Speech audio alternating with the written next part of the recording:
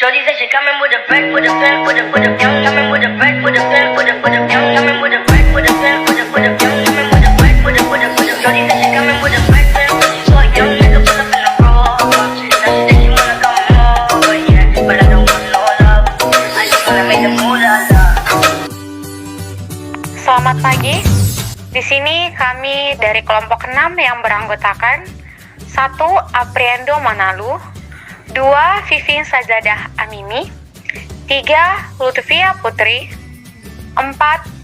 Pinta Ayu Sagala. Kami akan membawakan topik perencanaan dan pengembangan karir. Menurut Suprihanto, 1996, karir adalah menunjukkan perkembangan para karyawan secara individu dalam jenjang jabatan atau kepangkatan yang dapat dicapai selama masa kerja dalam suatu organisasi.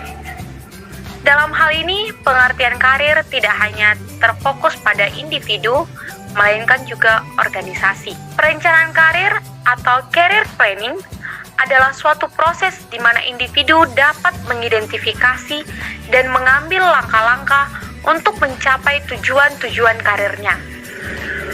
Perencanaan karir melibatkan pengidentifikasian tujuan-tujuan yang berkaitan dengan karir dan penyusun rencana-rencana untuk mencapai tujuan tersebut. Dari pengertian tersebut, berarti bahwa perencanaan karir harus dilalui dengan penyusunan persyaratan-persyaratan yang harus dimiliki oleh seorang karyawan guna mendukung peningkatan karirnya. Ruang lingkup perencanaan karir. Yang pertama, perencanaan jenjang jabatan atau pangkat karyawan, yang dimana perencanaan jenjang jabatan atau pangkat lebih membicarakan mengenai apa dan bagaimana sebuah jabatan akan diterima oleh karyawan. Dan yang kedua, perencanaan tujuan organisasi atau perusahaan. Perencanaan tujuan organisasi ini lebih melihat mengenai apa dan bagaimana tujuan sebuah organisasi dapat terwujud dengan baik. Kemudian ada manfaat perencanaan. Di sini ada 5. Yang pertama yaitu menurunkan tingkat perputaran karyawan, di mana perhatian terhadap karyawan individual dalam perencanaan karir yang telah ditetapkan akan dapat meningkatkan loyalitas pada perusahaan mereka bekerja. Yang kedua, mendorong pertumbuhan, di mana perencanaan karir yang baik akan dapat mendorong semangat kerja karyawan untuk tumbuh dan berkembang. Dengan demikian, motivasi karyawan dapat dipelihara. Yang ketiga, memenuhi kebutuhan organisasi akan sumber daya manusia di masa yang akan datang.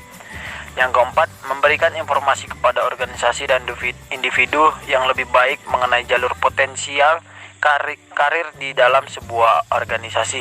Dan yang terakhir, mengembangkan karyawan yang dapat dipromosikan. Perencanaan karir membantu membangun penawaran internal atas talenta yang dapat dipromosikan untuk mempertemukan dengan pekerjaan yang disebabkan oleh masa pensiun atau berhenti kerja. Selanjutnya, pengertian pengembangan karir. Implementasi perencanaan karir merupakan pengembangan karir. Pengembangan karir didefinisikan sebagai semua usaha pribadi karyawan yang ditunjukkan untuk melaksanakan rencana karirnya melalui pendidikan, pelatihan, pencarian, dan perolehan kerja serta pengalaman kerja. Selanjutnya yaitu tujuan pengembangan karir. Tujuan pengembangan karir sebagai kegiatan manajemen sumber daya manusia pada dasarnya untuk memperbaiki dan meningkatkan efektivitas pelaksanaan pekerjaan oleh para pekerja, agar semakin mampu memberikan kontribusi terbaik dalam mewujudkan tujuan bisnis organisasi atau perusahaan. Pelaksanaan pekerjaan yang semakin baik dan semakin meningkat itu berpengaruh langsung pada peluang bagi seseorang pekerja untuk memperoleh posisi atau jabatan yang diharapkan dan dicita-citakan. Baiklah, selanjutnya ada aksi dalam pengembangan karir, yaitu ada 3. Yang pertama ada on the job, yaitu pelatihan yang dilakukan pada lokasi pekerjaan yang sebenarnya, tenure karyawan di lingkungan perusahaan, kemudian proses belajarnya melalui imitasi. Yang kedua ada off the job training, yaitu pelatihan yang dilakukan tidak pada lokasi pekerjaan yang sebenarnya. Bentuk dari off the training ini bermacam-macam seperti lecture, conferences, studi kasus, role playing, atau simulasi. Yang ketiga ada coaching, di mana coaching ini merupakan mengajarkan, membimbing, memberikan instruksi karyawan agar memperoleh keterampilan atau metode baru dalam melakukan sesuatu untuk mencapai suatu sasaran yang dikehendaki. Selanjutnya ada faktor-faktor pengembangan karir. Di dalam faktor-faktor pengembangan karir ada beberapa hal.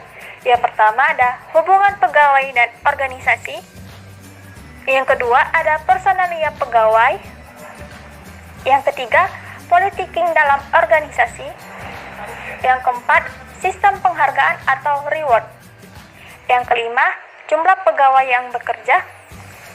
Yang keenam, ukuran dari sebuah organisasi atau perusahaan tersebut. Yang ketujuh ada kultur organisasi. Yang terakhir, bagaimana tipe manajemen sebuah perusahaan tersebut. Shorty said she coming with a bag, with a bag, with a young coming with a bag, with a bag, with a